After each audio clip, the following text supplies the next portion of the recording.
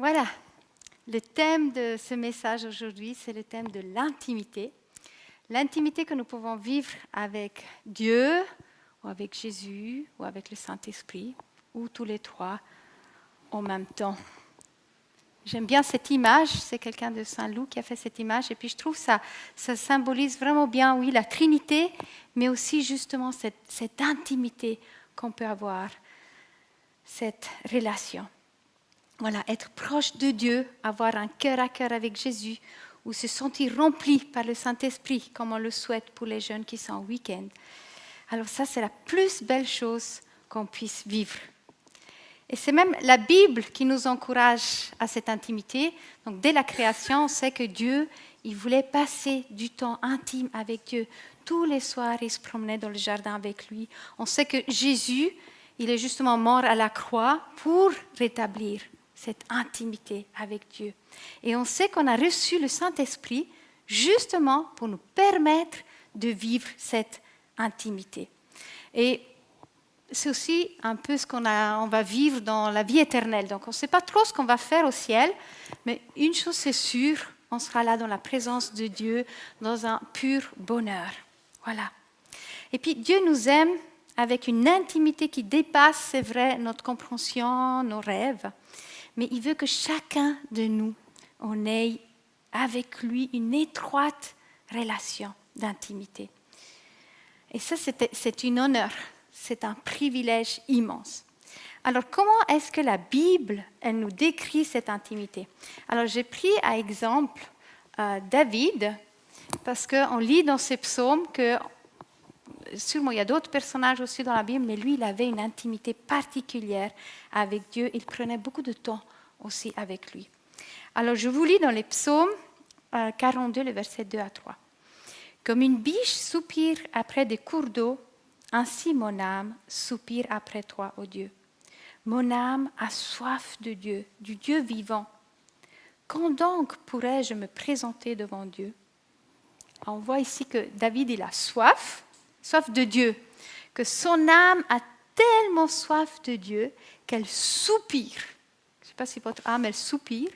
Ah, mais voilà, lui, il a utilisé cette image. On peut le lire aussi dans un autre psaume similaire, le psaume 63.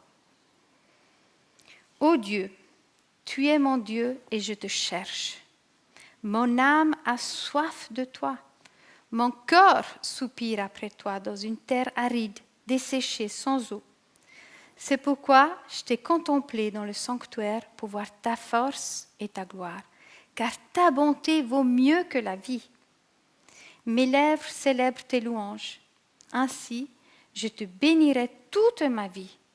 Je lèverai mes mains en faisant appel à toi. Je serai rassasié comme par une nourriture succulente et abondante.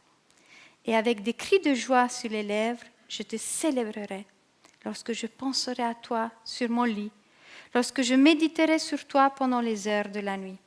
Oui, tu es mon secours, et je crie de joie à l'ombre de tes ailes. Mon âme est attachée à toi, ta main droite me soutient. » Alors on sait que David se trouve dans le désert, dans une saison sèche, donc sans eau, et qu'il a soif. Quoi de plus normal, n'est-ce pas? Alors j'imagine que vous aussi, dans un après-midi d'été, une journée bien chaude, après une marche à la montagne, vous avez soif. Et qu'est-ce que vous faites quand vous avez soif? On boit, rien de plus normal. Donc, on prend de l'eau et puis on boit. Voilà. On boit de cette eau. Et puis c'est cette eau-là qui vient justement nous désaltérer, nous rafraîchir. Alors, voilà, David utilise cette image et il compare cette soif qu'il a physiquement à la recherche de Dieu. Et c'est tout son être qui a envie d'être avec Dieu, d'être dans sa présence et de passer du temps avec lui. Alors pourquoi? Pourquoi il a envie de ça? Alors il dit dans ce psaume que passer du temps avec Dieu, c'est comme une nourriture succulente et abondante. Alors qui parmi nous aime bien manger?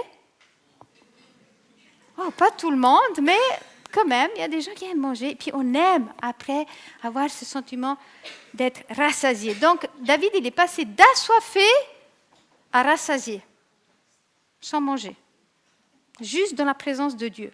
Alors il a vraiment un sentiment de plénitude. Donc sa situation n'a pas changé. Je crois qu'il continue à être dans le désert avec tous ses soucis qu'on connaît, qu'il a pu avoir. Il est en train de se cacher, de se réfugier.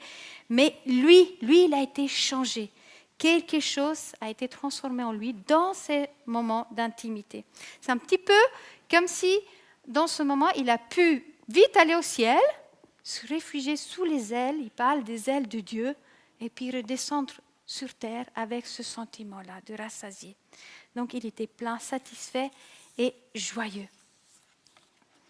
Et pourtant, nous comparons souvent ce moment d'intimité un peu comme une discipline, un devoir, une obligation, quelque chose qu'on devrait faire, quelque chose d'un peu lourd. Alors, c'est vrai que si on y pense comme ça, moi, ça ne me fait pas très envie. Mais je pense qu'il y a plus. Il y a plus à comprendre, il y a plus à vivre, il y a plus à expérimenter.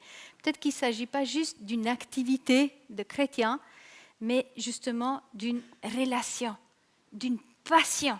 Quand vous êtes passionné pour quelque chose, vous allez dépenser du temps, de l'argent, tout parce que vous êtes passionné. Alors j'aimerais aussi nous lire ce que Jésus nous dit à ce sujet. Alors j'aimerais prendre l'évangile de Jean, parce que dans l'évangile de Jean, aussi dans ses lettres et dans l'Apocalypse, on voit vraiment souvent émerger ce thème de l'intimité. Et on sait que Jean, il avait une intimité spéciale avec Jésus. Alors, repensons un petit peu à la soif de David et lisons ensemble Jean 4, 14. « Celui qui boira l'eau que je lui donnerai n'aura plus jamais soif.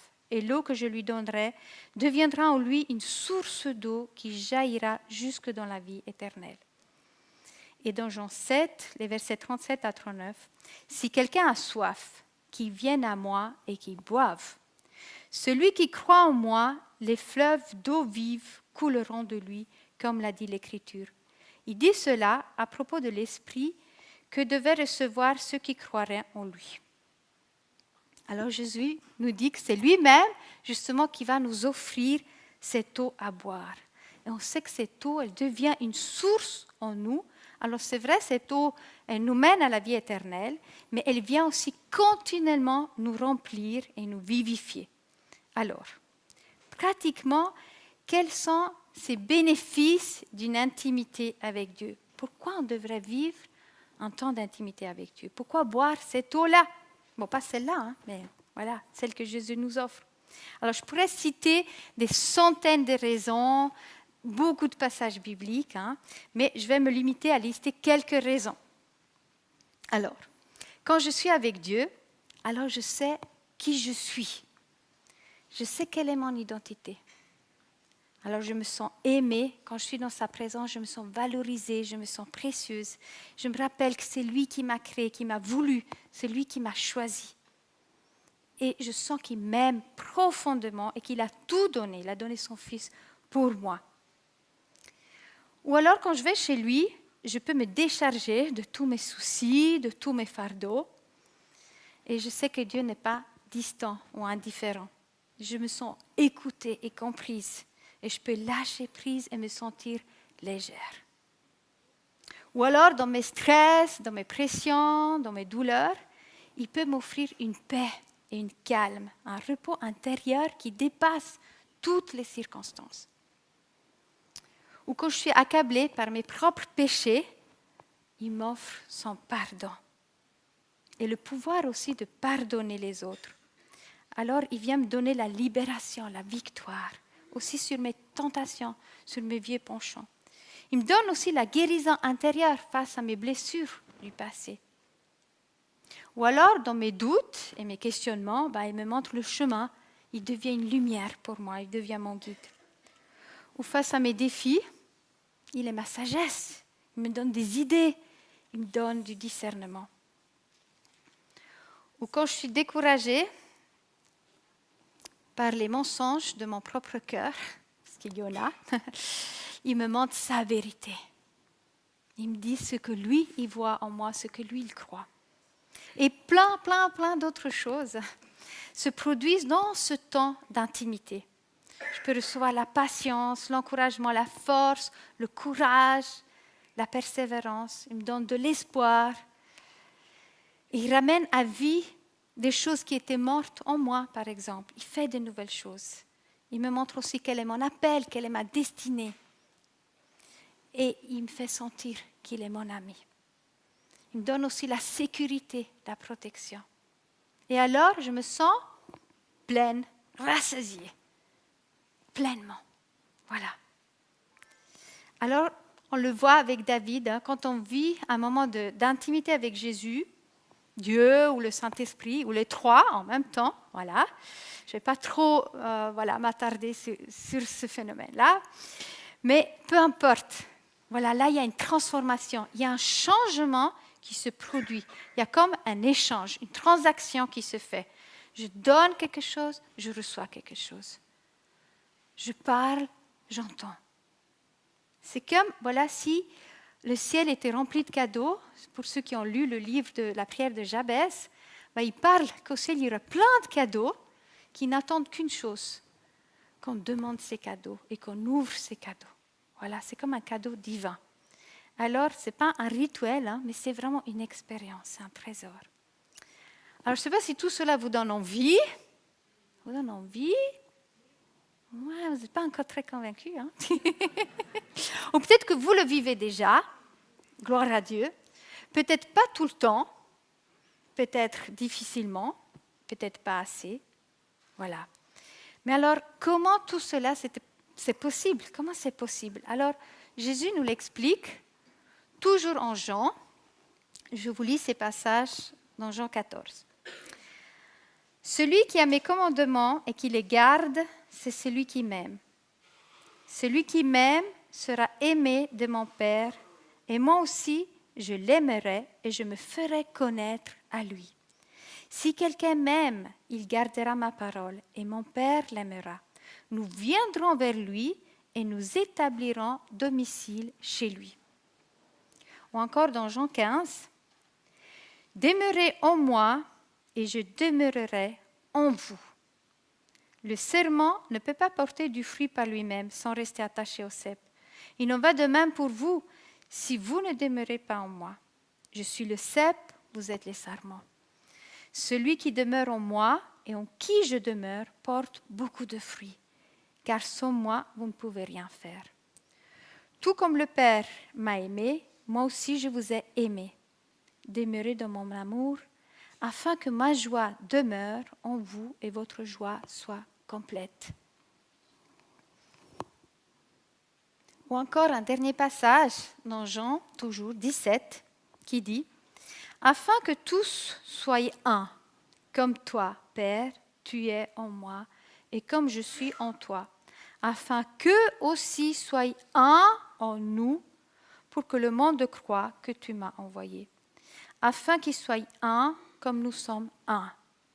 Moi en eux et toi en moi, afin qu'ils soient parfaitement un, et qu'ainsi le monde reconnaisse que tu m'as envoyé et que tu les as aimés comme tu m'as aimé. » Alors si je résume, ce que Jésus nous dit, c'est que lui et le Père, ils nous aiment et qu'ils se font connaître à nous. Il dit qu'ils viennent vers nous et qu'ils établissent leur domicile en nous. Ils viennent vivre en nous. Je demeure en lui, il demeure en moi. Lui en nous, nous en lui. Bref, on est un. Alors, tout cela, c'est absolument incroyable, aussi mystérieux et difficile, voire impossible à expliquer. Alors, je ne sais pas si vous arrivez à imaginer, moi j'ai de la peine, être un avec Dieu, être en lui, lui en moi et tout ça. Voilà. Et on peut se demander, est-ce que ça, c'est vraiment, vraiment possible? Alors Jean nous dit toujours dans une de ses lettres, dans 1 Jean 4, nous reconnaissons que nous demeurons en lui et qu'il demeure en lui au fait qu'il nous a donné de son esprit. Alors c'est justement grâce au Saint-Esprit qui habite en nous que c'est possible d'être un avec Jésus, d'être un avec Dieu. Alors c'est donc possible et réel d'avoir cette intimité, même si on ne peut pas humainement l'expliquer. Et cette intimité nous permet, selon Jean, de porter beaucoup de fruits et d'être dans une joie complète. Et c'est aussi à travers cette intimité-là que les autres voient que Jésus habite en nous. Donc cette intimité, on voit encore une fois, elle n'est pas passive. Elle vient changer quelque chose en nous. Alors ne passons pas à côté de ce trésor si précieux. Alors je nous propose de prendre une minute de silence, de fermer les yeux et juste, voilà, de réaliser cette intimité, de se poser la question, est-ce que je vis ça? Est-ce que j'ai envie de ça? Qu'est-ce que j'aimerais découvrir avec Dieu?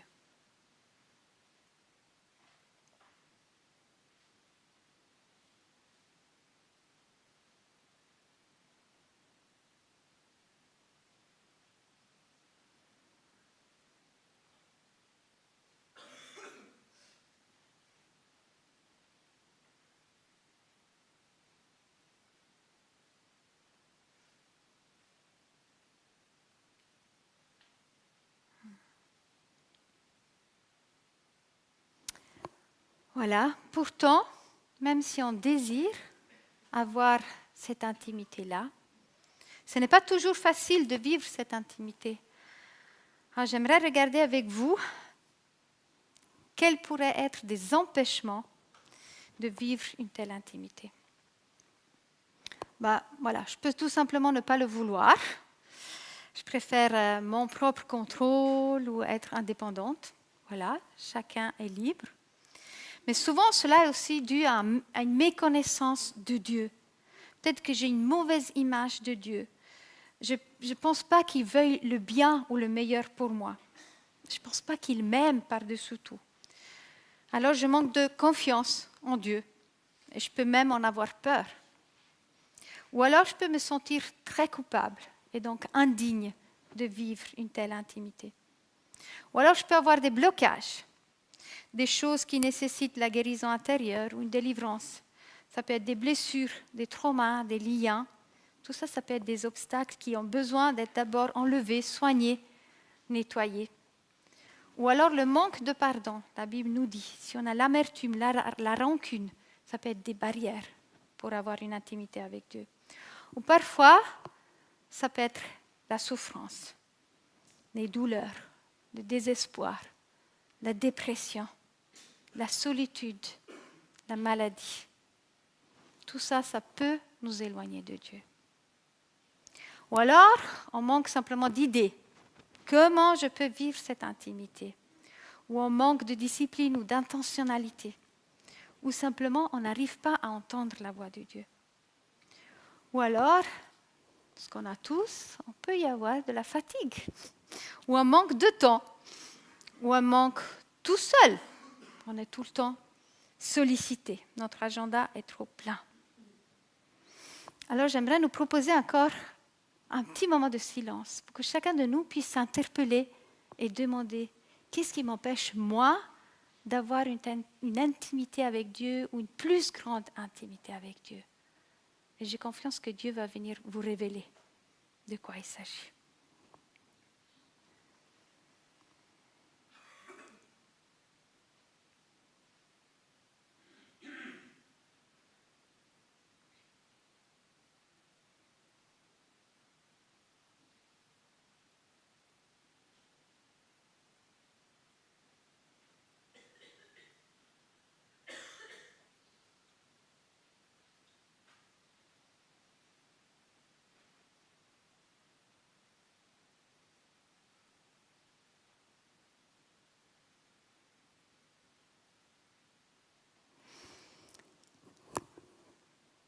Alors, comment vivre cette intimité? On peut lire, c'est toujours Jean qui écrit dans l'Apocalypse 3. « Voici, je me tiens à la porte et je frappe. Si quelqu'un entend ma voix et ouvre la porte, j'entrerai chez lui, je souperai avec lui et lui avec moi. » Alors, nous avons certes tous envie d'ouvrir la porte à Jésus et d'avoir Jésus à notre table pour passer un moment agréable avec lui. Un moment d'intimité. D'intimité, on peut parler de tout, On peut parler aussi de nos souffrances, de nos échecs, sans gêne. Mais peut-être aussi juste un moment joyeux, de plaisir, où on peut rigoler ensemble. Il y a vraiment tant de manières différentes de vivre l'intimité avec Dieu, comme le nombre de personnes sur cette terre. Parce que Dieu, il connaît chacun de nous et il sait comment nous rejoindre. Il sait ce qu'on a besoin. Il sait ce qui convient. Et Dieu, c'est ce qui est merveilleux, il a un langage personnel pour chacun de nous. On fonctionne différemment, on est différents. Voilà. Mais néanmoins, c'est pour chacun. Et j'aimerais quand même, voilà, vous donner, je n'ai pas écrit sur le PowerPoint, mais vous donner quelques pistes de comment on peut prendre ce temps avec Dieu, concrètement. Alors, ce qui est déjà important, c'est notre attitude. Il faut, comme on a prié avant, ressentir cette soif et cette faim. Parce que si je me sens toujours plein d'autres choses, ben, je ne vais même pas avoir envie. Voilà, il faut vouloir étancher notre soif auprès de Dieu. Il faut être intentionnel, comme David, il cherchait Dieu. Il le dit, je cherche Dieu. On a aussi parfois besoin de l'exprimer. Pas juste le penser, mais l'exprimer. Simplement dire, j'ai envie de plus, j'ai besoin de toi, je veux te connaître, je veux plus de toi en moi, je veux expérimenter quelque chose. Faisons ce genre de prière. Et si vous faites ces prières, moi je suis sûre que Dieu va répondre. Voilà. Il faut bien sûr prendre du temps. Voilà. Mais ça c'est normal, comme avec toute personne. Si vous voulez apprendre à connaître cette personne, bah, il faut l'inviter, il faut manger avec, il faut faire des activités, il faut l'appeler. Et puis avec Dieu, c'est la même chose, ce n'est pas différent. Mais ce n'est pas quelque chose qui est lourd, c'est quelque chose qui est du plaisir, c'est quelque chose d'agréable. Et puis, on a besoin aussi d'être vrai et sincère. Je ne peux pas copier la manière de quelqu'un d'autre, je ne peux pas faire comme l'autre. Je peux être sincère, je peux dire à Dieu, je peux être ouvert, honnête, et juste dans la simplicité. Ce n'est pas quelque chose de compliqué. Donc, si j'ai déjà l'attitude, c'est déjà bien. Mais maintenant, comment prendre ce moment? Alors, déjà dans notre vie, il y a plusieurs saisons, et puis il faut chaque fois s'adapter, c'est vrai. Alors, l'important, c'est juste d'en faire une priorité, peu importe comment on le fait, de choisir le moment, de fixer un moment, ça peut vraiment être utile. Moi, par exemple, quand j'étais jeune, je couchais encore plus tard, je faisais ça toujours avant de me coucher. Ça allait très bien, je prenais ce temps avec lui. Plus tard, quand j'avais les enfants, et puis que je n'avais plus du tout de temps, quand ils faisaient la sieste, je m'étais obligée, même si j'étais fatiguée, à prendre d'abord 15 minutes avec Dieu et après de dormir moi-même. Ou alors pendant la nuit, j'ai eu beaucoup d'insomnie, de prendre du temps pendant la nuit. Ou alors, quand les enfants commençaient à aller à l'école, je prenais un jour. J'avais mon lundi matin, c'est mon rendez-vous divin, et je ne prenais aucun engagement. Même pas chez le médecin, c'était comme si j'avais un rendez-vous, et puis quelqu'un venait en visite chez moi, et puis c'était privé, c'était que pour moi. Et je le faisais qu'une fois par semaine, mais voilà, ça me rassasiait pour toute la semaine. Donc voilà. Il y a beaucoup de manières de faire. Je peux donc aussi l'écrire dans mon agenda, ça peut être très très utile, ou aussi mettre un rappel dans mon téléphone, peut-être juste 3 fois par jour, quand le téléphone il sonne, je prends juste 1 minute pour penser à Jésus. Ça peut déjà suffire. Pour certains, c'est important de trouver un lieu, d'avoir une position. Se renfermer dans sa chambre, avoir un coin sofa, où chaque fois où je bois le thé ou le café, je pense à Jésus. C'est comme si je buvais le café avec lui. Ou ça peut être un tapis où je peux m'agenouiller, peu importe. Sortir de la maison peut aussi être très utile, sauf si vous êtes tout seul à la maison. Mais quand on a une famille, sortir, c'est très utile aussi. On a besoin d'être seul. Et puis aller dans la nature, se balader, c'est aussi très utile. En tout cas, moi, la nature, dès que je sors dehors, la nature, elle me connecte directement à Dieu. Tout de suite, je pense à lui. Et je me promène et je demande concrètement, je dis, parle-moi maintenant. Et la nature Voilà. Dieu utilise la nature pour me parler. Je vois le soleil, j'entends des oiseaux, je vois l'eau. Toujours, il y a quelque chose qui me parle. Un peu comme Alain Auderset, si vous avez lu ses livres, lui, il va tout le temps dans la forêt. C'est là qu'il rencontre Dieu, à n'importe quel horaire. Ou alors, utilisez chaque moment où vous êtes seul. Alors, il y en a qui disent, je ne suis jamais seul, mais je vous assure, il y a des moments où vous êtes seul. Hein? Quand vous conduisez la voiture, par exemple, plutôt qu'allumer la radio, ben non, disciplinez-vous, ouvrez votre bouche et parlez à Dieu à haute voix. Ou alors aux toilettes. Je pense que vous n'allez pas avec quelqu'un d'autre aux toilettes. Vous êtes tout seul aux toilettes. Alors moi, il y a eu des moments où mes enfants étaient plus petits, je n'avais pas beaucoup de patience, et puis des fois, ben, j'allais aux toilettes, je m'enfermais et je faisais des prières SOS. Et ça fonctionne. Ça fonctionne. Ou alors quand je me réveille le matin, ben moi je suis du genre à mettre un réveil, puis rester encore un petit moment. Et puis là, ben je repasse ma journée déjà, et je dis voilà ce que je dois faire, voilà. Et Seigneur, je te remets tout ça, et je te fais confiance.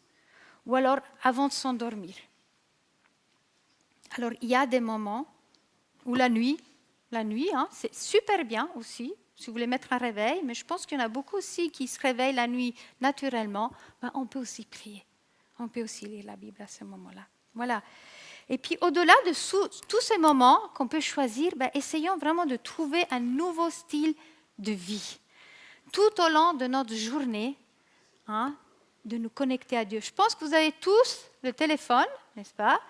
Et je pense que la plupart, elles ont un abonnement pour être tout le temps connectés. Alors, notre téléphone est connecté, et pourquoi pas nous, on aurait ces modems-là, et on se connecte à Dieu tout le temps. Quoi que je fasse, où je vais, qui je vois, ben je peux juste me connecter et penser à Jésus. Dire merci pour ça, aide-moi ici, bénis cette personne. Ou donne-moi un parking facile. Moi, je fais ça tout le temps. Peu importe. Mais voilà, se connecter à Dieu. Voilà. Alors vous me direz, ok, on a trouvé le moment, on a la bonne attitude, mais qu'est-ce que je peux vivre pendant ce moment d'intimité? Alors là aussi, j'aimerais vous donner quelques pistes avant de finir ce message. Alors, une des choses qu'on peut vivre, c'est la reconnaissance. Être dans la reconnaissance. Remercier Dieu. Je peux, chaque matin ou chaque soir, écrire 3 sujets de remerciement. Et ça peut être, peu importe. Merci que, voilà, je n'ai pas oublié le pain dans le four. Merci. Voilà, plein de petits détails. Et si on fait ça tous les jours, ben, je vous dis que vous allez être connecté avec Dieu, hein, et de voir comment lui, en fait, il gère toutes choses autour de vous. Ou alors, quand je suis dans ce moment, que j'ai pris ce moment, me focaliser sur Jésus et sur l'écoute. Ne pas craindre le silence. Alors moi, comme j'ai parlé avant des cadeaux, souvent, si je n'ai pas une question précise, je lui demande tout simplement, Dieu, tu es bon, donne-moi maintenant ton cadeau. Et j'écoute. Et il me donne une parole, une image, un verset, une émotion, quelque chose tout simple, banal, qui ne va peut-être pas parler à mon voisin, mais moi, ça me parle et ça me remplit et ça me fait du bien. Donc, activons aussi notre imagination. Notre imagination, Dieu parle à travers notre imagination. Par exemple, moi, je peux imaginer un lieu calme. J'aime bien imaginer les jardins. Je suis dans ce jardin avec Jésus et puis j'imagine. Et je vois, on est dans un hamac et waouh, il m'invite à me relaxer. Ou alors, il me montre les mauvaises herbes, c'est le moment d'arracher quelque chose. Ou il me montre quelque chose de nouveau qui est en train de germer. C'est ça qu'il fait. Ou une fois, il m'a montré qu'il fallait construire une palissade, une barrière pour protéger mon jardin. Voilà, ça peut être n'importe quoi. Voilà. Ou alors un lieu de refuge. Quand je suis un peu stressée, j'aime bien m'imaginer sous ces ailes de Dieu. Et puis, mon lieu de refuge, pour chacun, ça peut être différent. Pour moi, c'est un petit peu comme le nid du marsupilami. Donc, je suis là, et puis il y a plein de plumes, c'est tout doux. Je suis dans les bras de Jésus qui me console. Et puis, autour, il y a quand même son bouclier. Et puis, je suis un petit moment dans cette bulle. Voilà. Donc, activons notre imagination. Ou alors, bien sûr, lire la parole. Je pense que pour ça, je n'ai pas besoin de vous donner plus de détails, mais peu importe combien vous lisez. Si vous n'arrivez même pas à ouvrir votre livre, il y a les applications. Achetez ces petits versets. Moi, un temps, j'avais ces versets. Tous les jours, je prenais un de ces versets. Et vous savez, ces versets, ils sont tous positifs. Ils sont faits exprès pour nous bénir. Donc, voilà, vous ne pouvez pas faire faux. Ou alors prenez votre Bible et puis décortiquez un passage, soulignez, mettez un dessin, mettez des dates, mettez vos questions pour que cette Bible, oui, c'est une sainte Bible, mais c'est votre Bible, c'est la parole de Dieu pour vous. Il faut qu'elle devienne la vôtre, que cette parole, elle s'intériorise. Venez vraiment vous approprier ces mots-là. Vous pouvez aussi prendre d'autres outils, mais l'important, c'est quand vous lisez, mais qu'est-ce que Dieu veut me dire maintenant à travers cette parole-là? Alors, je ne dis pas qu'il faut extrapoler tout du contexte et puis arranger la Bible à notre sauce, mais si on lui demande « Qu'est-ce que tu veux me dire ?», il va nous dire. Je peux aussi écrire dans un carnet. Les hommes n'aiment pas trop ça, mais écrire, il y a du pouvoir dans l'écriture. Je peux aussi écrire juste un mot, le passage biblique. Je peux écrire mes prières, ce qui me pèse, l'image que j'ai reçue. Et puis moi, quand j'écris, des fois j'écris même ma prière. Pendant que je prie, je l'écris, parce que comme ça, ma tête, elle ne va pas dans tous les sens. Ma tête, elle est comme ça, comme un arbre, et puis ça va dans tous les sens. Mais quand j'écris, je suis focalisée dans cette prière. Et puis quand j'écris, ce que je reçois, ça descend dans mon cœur. Voilà, ça c'est aussi une idée. Ou alors la louange. La louange, c'est aussi un super moyen. Mettez la musique, choisissez votre chant ou voilà, connectez-vous à une louange et puis simplement soyez dans la contemplation.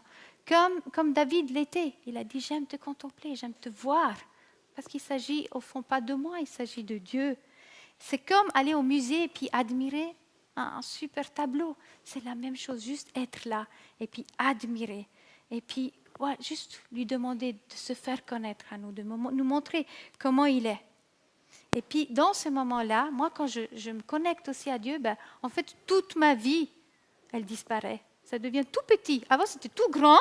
Et puis, tout d'un coup, ça devient tout petit. Parce que je suis avec Dieu et puis c'est Dieu qui est grand. Et il met les choses en proportion. Et il vient nous donner son image, sa manière de voir. Ou alors, je peux aussi proclamer les vérités de Dieu que j'ai reçues à haute voix. Voilà, je proclame. C'est comme si j'appelle le ciel sur terre pour que ce qu'on a lu, ce qu'on a reçu se réalise maintenant, en moi, dans cette personne. Pas seulement faire une liste de commissions à Dieu. Moi, souvent, c'est un peu ça que je prie. Aide-moi ici, aide ma fille ici et tout ça. Et puis maintenant, je peux commencer à prier autrement et dire bénis ma fille. Je proclame cette chose sur cette personne. Voilà. Et puis, bien sûr, je peux amener toutes mes questions à Dieu. Ça, c'est super génial. Et puis, je vous encourage à le faire. Quelquefois, on le fait après coup, quand on est un petit peu... Voilà. Mais non, faisons-le tout de suite. Faisons-le tout de suite pour les choses les plus banales, mais aussi les plus grandes. Et puis, attendons sa réponse. Ne soyons pas hâtifs. On peut dire, je voudrais mettre ça dans la prière, et puis je vous redis. Mais même dans les choses tout simples. Moi, des fois, j'avais plus d'idées de quoi cuisiner. Je demandais à Dieu, donne-moi une idée de menu avec ce qui est dans le frigo. Je n'ai pas besoin des applications. Il y a toutes sortes d'applications dans les téléphones qui vous aident à gérer toutes ces choses. Vous n'avez pas besoin, parce que Dieu, il peut vous le dire directement. Il peut vous montrer comment éduquer vos enfants, il peut vous montrer comment parler avec votre voisin, si c'est le moment de faire quelque chose ou si c'est le moment de ne pas faire, s'il faut attendre, s'il faut y aller. Il peut nous le dire. Et puis, bien sûr, on peut être super créatif. Alors, moi, j'aime bien dessiner, faire du collage. Mais en fait, peu importe ce que vous faites. Mais si vous le faites comme un rendez-vous divin, vous pouvez faire du bois, vous pouvez faire la vaisselle, vous pouvez faire n'importe quoi. Mais faites-le en connexion avec Jésus. Il va venir vous parler. Il va venir vous parler. Moi, quand j'allaitais mes enfants, je ne pouvais pas faire autre chose. Et du coup, je priais. Et puis Dieu me parlait. Il me disait, tu es comme ce bébé. Je veux venir te donner du lait. Je prends soin de toi. Tu vois combien de temps tu prends pour allaiter? Eh bien, moi, j'en ai encore plus. Vous voyez, peu importe ce qu'on fait, Dieu, il nous parle. Voilà. Non, j'aimerais encore nous encourager pour un tout dernier moment de silence, pour que vous puissiez écouter Dieu encore une fois et lui demander, parmi toutes ces choses que vous avez entendues, ou peut-être autre chose, comment Dieu, il aimerait vivre un moment d'intimité avec vous. Parfois, il faut commencer petit, un petit pas, quelque chose que vous pouvez déjà mettre en pratique dès demain pour être en intimité avec lui.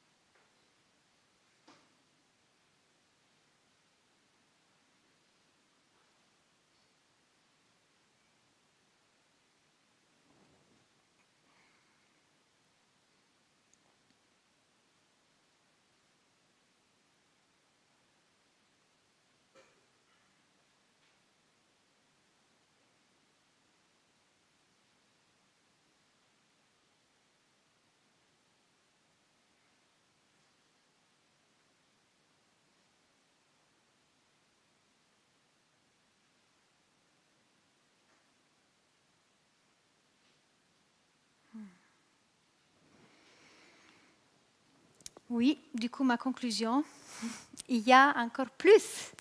Le mieux est à venir, chercher, demander, frapper à la porte pour vivre cette relation intime avec Dieu, avec Jésus, avec le Saint-Esprit. Essayez plusieurs choses. Découvrez de nouvelles manières. Demandez aux autres. Mais toi, tu fais comment?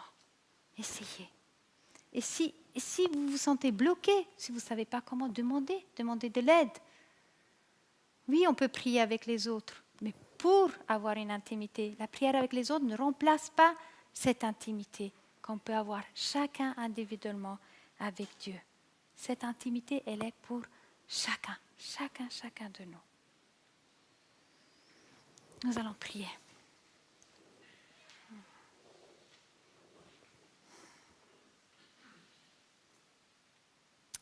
Oui, notre Dieu, notre Père, nous voulons te dire merci. Merci parce que tu nous as créés, tu nous as pensés, tu nous as voulu. Et merci parce que tu nous aimes tellement, tu nous as adoptés et nous sommes tes enfants.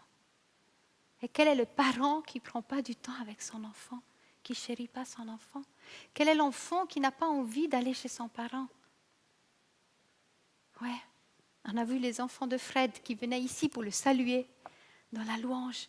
Mais nous aussi, on a envie de toi, notre Père. On veut te découvrir, on veut te connaître. Et on veut vivre des moments d'intimité avec toi.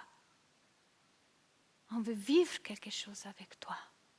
Nous venons vraiment avec notre humilité, avec nos limites, avec tout ce qui nous empêche, avec nos a priori peut-être aussi.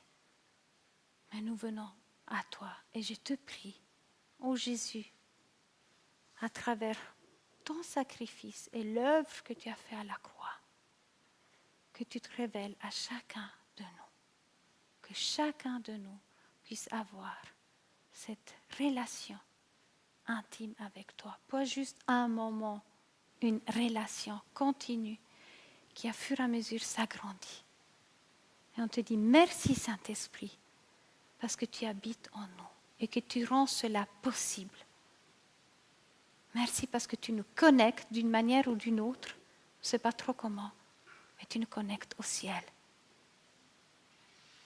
Merci parce qu'on peut vivre déjà maintenant ici sur terre, un bout du ciel, un bout de paradis.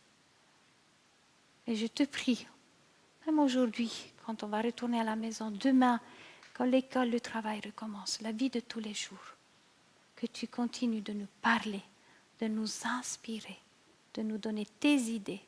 Tu es très créatif. Viens donner à chacun ton idée. Au nom de Jésus. Amen.